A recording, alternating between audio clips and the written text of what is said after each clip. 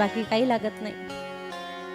ती बिंदुक आणि चंचुला यांना निंदा करण्याचा छंद होता. वाईट कर्म करू लागले, इंद्रियाचा दुरुपयोग त्या ठिकाणी करू लागले. आणि मग आपण तोंडाद्वारे जर चुकीचं बोलायला लागलो तर देव आपल्याला वाणीची शक्ती काढून घेतो. बरं, आपण जर देवा भाऊ आपण जर चुकीचं बोलायला लागलो तर देव वाणीची शक्ती काढून घेत असतो. कारण आपल्या वाणीवरती सरस्वती विराजमान असते. बरं, आपल्या वाणीवरती सरस्वती विराजमान असते. बघा, तुम्ही सकाळी उठल्याबरोबर तुम्ही दिवाणावर झोपा, गादीवर झोपा, बाजेवर झोपा, पण पहिलं धरणी मातेचं दर्शन घेतलं पाहिजे उठल्या उठल्या. आणि डोळे उघडले की तुळशी वृंदावन दिसलं पाहिजे दारामध्ये. हे शास्त्राचा नियम आहे. डोळे उघडल्या आणि आपल्या बेडरूम मध्ये एकाही देवाचा फोटो लावू नका. ज्या ठिकाणी झोपतान तिथे आपण म्हणतो नाही आम्ही झोपणार आहोत तिथे देवाचा फोटो असावा, पण आपण रात्री झोपतो, निद्रा अवस्थेमध्ये असतो, म्हणून देवाचा फोटो तिथे लावायचा नाही. देवाचे फोटो जेवढे असतील तेवढे हॉलमध्ये, बेडरूम मध्ये देवाचा फोटो लावायचा नाही. ज्यांचे असतील त्यांनी काढून माझ्याकडे आणून द्या, घरात जर जागा नसेल तर. कारण मी तरी भाड्यानं राहते, तुमचे तर स्वतःचे घर आहे की नाही, म्हणून बेडरूम मध्ये देवाचा फोटो लावायचा नाही. चला असो, बिंदुक आणि चंचुला या दोघांनाही वाईट कर्म करायचा नाद होता आणि वाणीची शक्ती काढून घ्यायची ठरवली.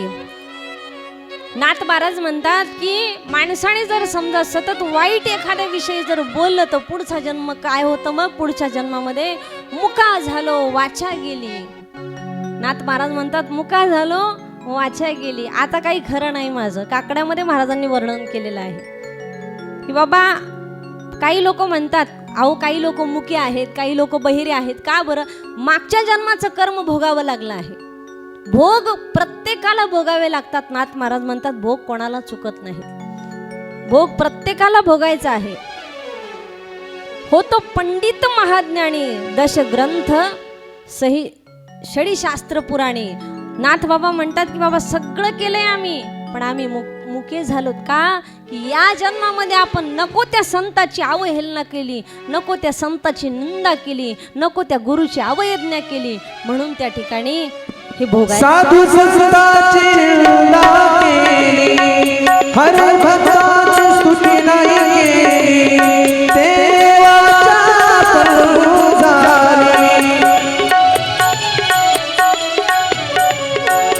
साधू संतांची स्तुती नाही केली, हर भक्ताची स्तुती नाही केली, देवाच्या प्रभू झाली.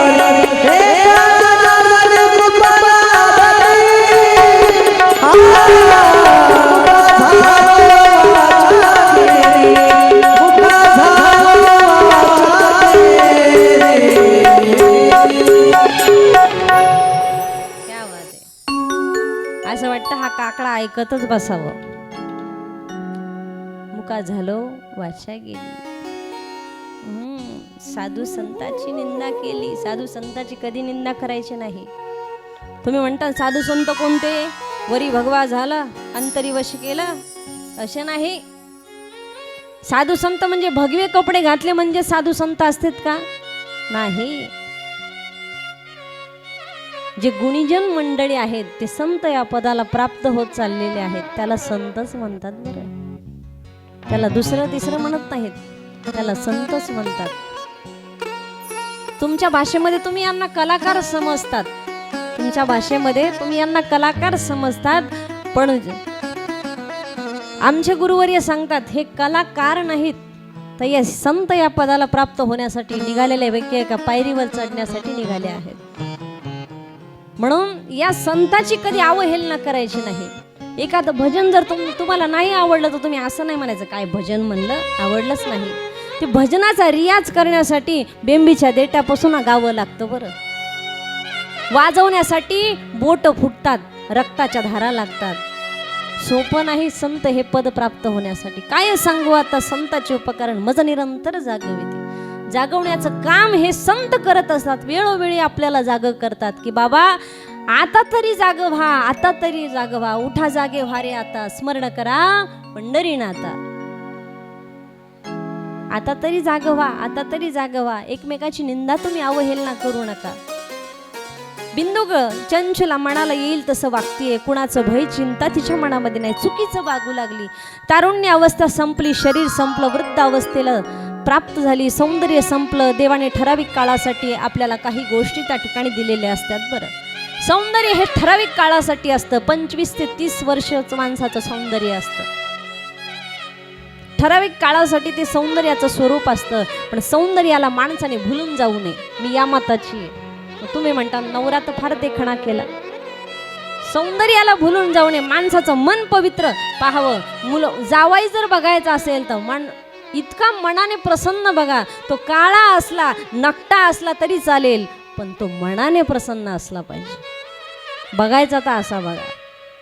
सून जरी करायची असली, घरामध्ये परक्याची लेक जरी आणायची असली, दिसायला कशीही असू द्या, पण मनाने जर सगळ्यांना एकत्रित बांधणारी जर असेल तर तिच्यासारखी दुसरी भाग्यवान नाही. ती चंचुला त्या ठिकाणी शरीर संपलं, वृद्ध अवस्थेला प्राप्त झाली. आणि धन हे ठराविक काळासाठी त्या ठिकाणी असतं. सुख माणसाला कायमस्वरूपी सोबत येत नाही. कधी सुख असतं, कधी दुःख असतं. जीवनामध्ये प्रत्येकाच्याच सुखाने परिपूर्ण कोणीच असा व्यक्ती नाही. बरं, कधी सुख भोगावं लागतं, कधी दुःख भोगावं लागतं. कधी माणसाला सुख येतं, कधी दुःख येतं. भगवान श्रीकृष्ण परमात्मा म्हणतात, तत्विधी प्रणिपातेन परिप्रश्नेन सेवया. कधी हे कन्हैया तुझ्या संयोगामध्ये वियोग हा, अर्जुनाला भगवान सांगतात तुझ्या संयोगामध्ये वियोग हा चालूच राहणार आहे. सुखामध्ये दुःख आणि दुःखामध्ये सुख हे चालूच राहणार आहे. म्हणून ती चंचुला त्या ठिकाणी तिचं सौंदर्य संपलं आणि ती चंचुला अधोगतीला प्राप्त झालेली आहे. वृद्ध अवस्थेला प्राप्त झाली. आता चंचुलाला बिंदू हा वाईट वागत होता, वाईट कर्म करायचा. मग तिलाही तशीच सवय लागली, आपणही वाईट कर्म करायचं. आणि मग ती चंचुला बिंदू गेल्याच्या नंतर चंचुला वाईट कर्म करू लागली. तिला वाईट सवय लागली. आणि एके दिवशी चंचुलाला खायला मिळेना, ती व्याकुळ झाली. गावातले लोकही तिला भिक्षा वाढत नव्हते, कारण ती लोकांची निंदा करायची, वाईट कर्म करायला लागली. आणि गावातल्या लोकांना माहिती होतं की अतिथी देव भव, पण गावातल्या लोकही तिला भिक्षा देऊ नये लागले.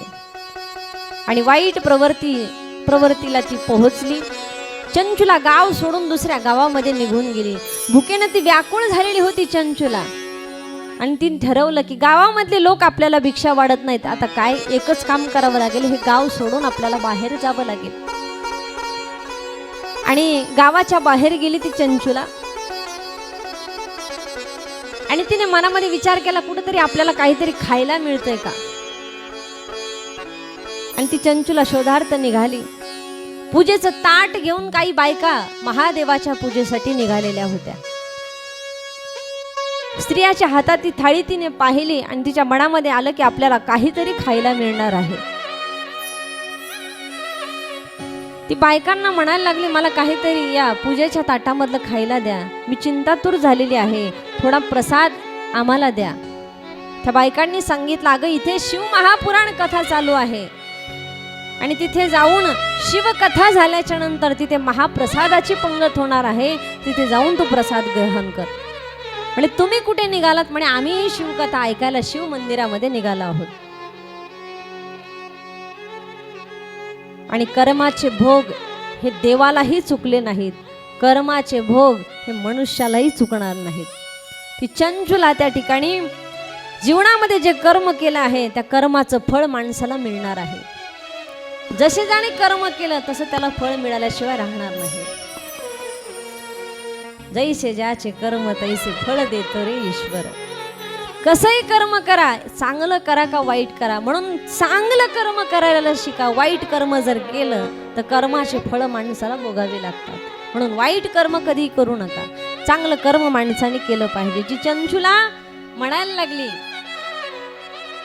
आता शिव महापुराण कथा शिव मंदिरामध्ये चालू होती आणि सुंदर असे महाराज तिथे कथा सांगत होते.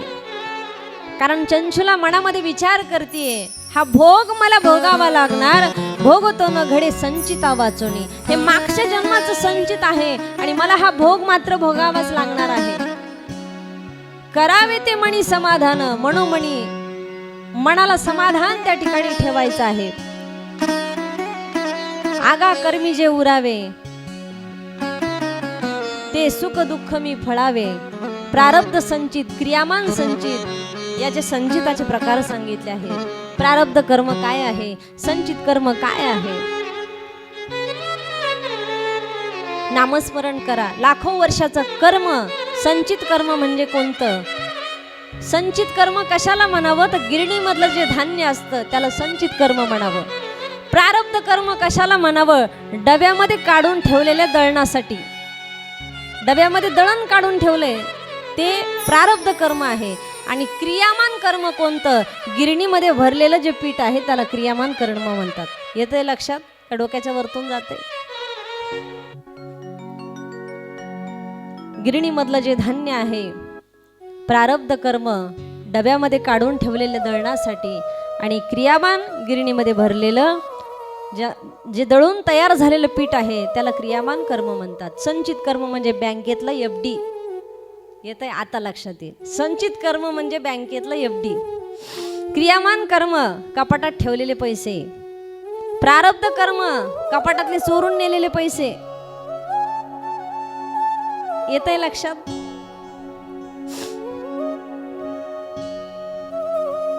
देवसेवा गुरुसेवेने संचित कर्म माणसाला प्राप्त होतं. कथा कीर्तन श्रवण केल्याने प्रारब्ध कर्म माणसाला प्राप्त होतं आणि नामस्मरण केल्याने क्रियामान माणसाला प्राप्त होतं. म्हणून असे कर्माचे प्रकार त्या ठिकाणी सांगितले आहे. चंचला बसलेली कथा ऐकायला आणि अनेक नरकाचं वर्णन त्या ठिकाणी केलेलं आहे. 28 प्रकारचे नरक कथाकार सांगू लागले आणि त्यावेळेला चंचुला कथा ऐकण्यासाठी बसली. तिच्या मनामध्ये विचार आला की आपण जीवनामध्ये जीवन जगत असताना अनेक प्रकारचे नरकाचं वर्णन तिने ऐकलं आणि तिने आता मनामध्ये विचार केला की आपण लोकांची निंदा केली, लोकांची अवहेलना आपण केली, आपण मोठं वाईट कर्म केलेलं आहे. तिने मनामध्ये विचार केला की आता काय करावं, आपल्याला या अवघड परिस्थितीमधून कोण बाहेर काढेल. तिने शिवकथा ऐकली आणि तिचे कान उघडले. शिवकथेमध्ये महाराजांनी सांगितलं की दुसऱ्याची निंदा माणसाने करू नये, परनिंदा अजिबात करू नये. शिव महापुराण कथेमध्ये तिने ऐकलं आणि व्यासपीठावरल्या महाराजांकडे ते आली, हात जोडून बसली. म्हटली, बाबा माझ्या या अपवित्र शरीराला तुम्ही हात लावू नका. हे शरीर अपवित्र झालेलं आहे. माझ्या या अपवित्र शरीराला हात लावू नका. हे शरीर अपवित्र झालेलं आहे. मी या शरीराने निंदा केली, या शरीराने व्यवहार केला, या शरीराने अपकर्म केला आहे. पुण्यकर्म माझ्या हातून झालेलं नाही. ती खूप घाबरली आणि म्हणायला लागली, बाबा मला काहीतरी मार्ग सांगा, याच्यातून मला काहीतरी मार्ग सांगा की मी वाईट कर्मातून मी बाजूला, माझी दशा काय होणार, मरणाच्या वेळी मला शिवगण न्यायला येतील का नाही, हा माझा फक्त माझा विचार, कृपा करून मला या कर्मातून बाजूला करा. ती प्रभूला हात जोडून प्रार्थना करते, हे भोलेनाथ, हे शिवजी, प्रभुजी नाव किनारे लगाओ. हे प्रभुजी, हात जोडून ती प्रार्थना करू लागली की हे देवा, माझी जी नाव आहे ना, तू आता ही किनाऱ्याला कशी लावायची ठरव बाबा. डगमग डोले माझी पाण्यावर नाव रे, पंढरीच्या पांडुरंगा बिगी बेरे धाव रे, पंढरीच्या पांडुरंगा बिगी बेरे धाव रे. डगमग डोले माझी पाण्यावर नाव रे, डगमग डोले माझी पाण्यावर नाव रे, पंढरीच्या पांडुरंगा बिगी बेरे धाव रे, पंढरीच्या पांडुरंगा बिगी बेरे धाव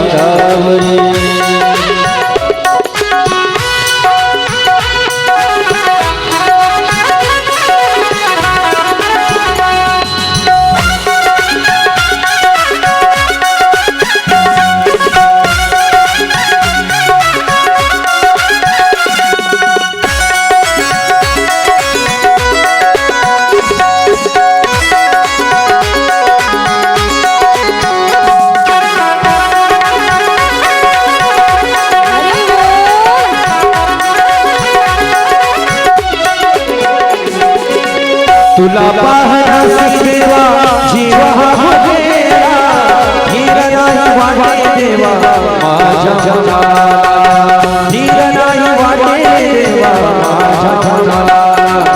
काय सांगू आता देवा दूर तुझे गावरे, काय सांगू देवा दूर तुझे गावरे. पंढरीच्या पांडुरंगा वेगी वेगी धावरे, पंढरीच्या पांडुरंगा वेगी वेगी धावरे, पांडुरंगा वेगी वेगी धावरे, पंढरीच्या पांडुरंगा वेगी वेगी धावरे.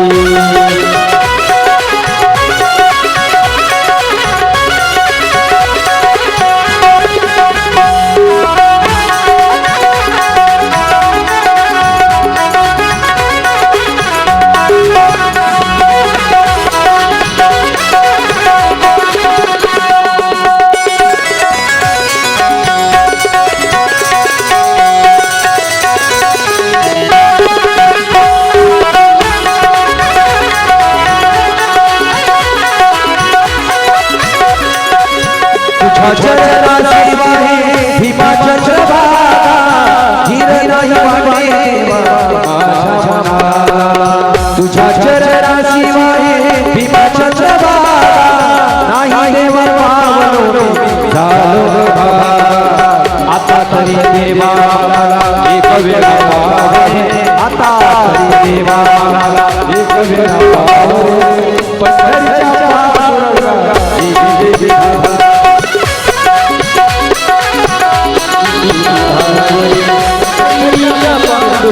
वेगी वेगी धावरे, तुझ्या चरणाची वाहे भीमाच्या चरणाला, नाही देवा पावलो झालो बाबा.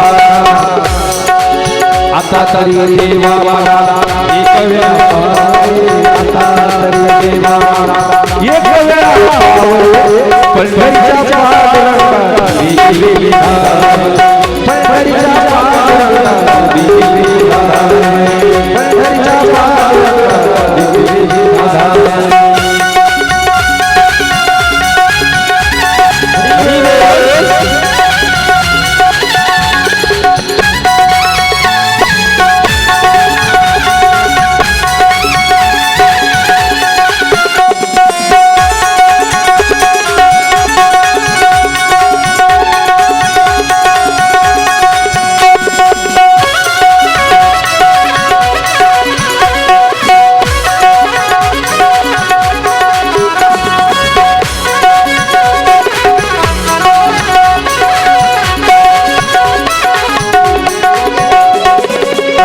प्रथनाला नरसिंह झाला, दृष्ट मारणारा भक्त तारणाला, दृष्ट मारणारा भक्त तारणाला.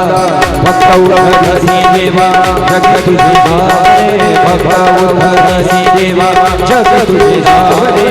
पंढरीच्या पांडुरंगा वेगी वेगी धावरे, पंढरीच्या पांडुरंगा वेगी वेगी धावरे.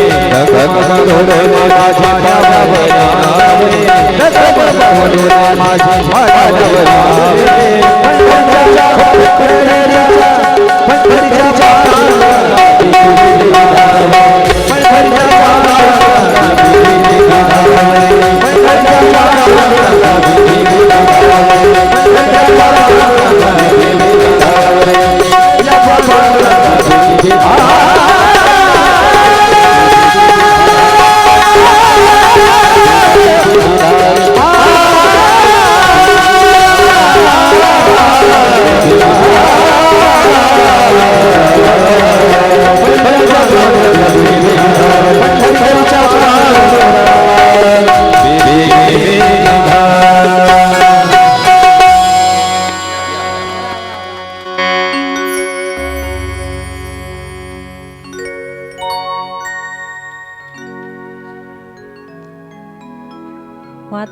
वातावरण एक नंबर वातावरण झालं.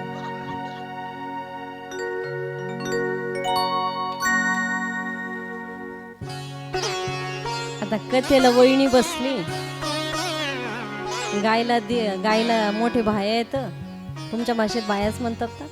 महाराजांचे मोठे बंधू आहेत, इकडून महाराज आहेत, आणि पाठीमागं 2 भाऊ आहेत, शूटिंगला 1 भाऊ आहे. बाबा बाबा वातावरण करायला काय लागते त्याला. आणि सिस्टम बापाची, टेन्शनच गेलं ना. मग पैसे द्यायची गरज नाही म्हणतात मग, आहे का नाही. आणि गीता सगळं झाल्यावर पुन्हा शब्द असतो, गीता ताई आपल्याच आहेत. किती दिवस, काला होईपर्यंत. कायमची आहे का, नाही तर मग तिकडं बायपासला जाईन मी हळूहळू. आता लांब, मग लांब. चला असो. ती चंचुला ती म्हणायला लागली, हे भगवंता, हे विठ्ठला, हे पांडुरंगा, मी जीवनामध्ये वाईट कर्म केलं रे. ही माझी नाव प्रभूजी नाव किनारे लगाव. माझी ही नाव आता कोणीतरी माझे नाव किनाऱ्याला लावा. जसं ज्या वेळेला